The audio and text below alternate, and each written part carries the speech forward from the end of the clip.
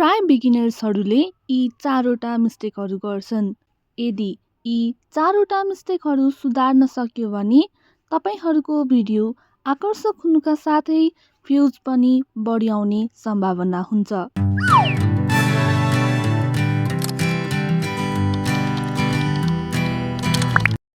बिगिनर्सहरूले सबैभन्दा ठूलो गल्ती गर्ने भनेकै आफ्नो एप्रोप्रिएट निच सेलेक्ट नगर्नु हो। प्राय बिगिनर्सहरू सोसल मिडियाबाट पैसा कमाउन तथा आफूले जानेका कुराहरू सेयर गर्नको लागि कन्टेन्ट क्रिएसन जर्नी सुरु गर्छन्। तर उनीहरू कुन निचमा भिडियो बनाउने भनेर निश्चित हुँदैन। म पनि एउटा बिगिनर हुँ र यी समस्या मैले पनि भोगेको छु। के हो त हुक भनेको?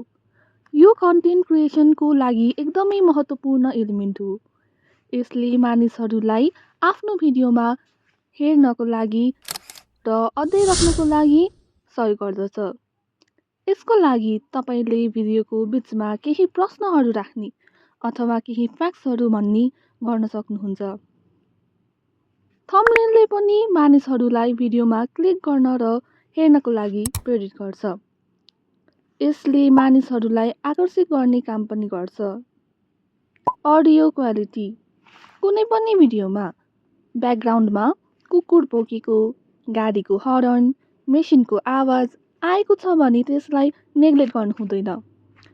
अडियो वा ब्याकग्राउन्ड म्युजिकले पनि भिडियो क्वालिटीलाई असर पार्दछ।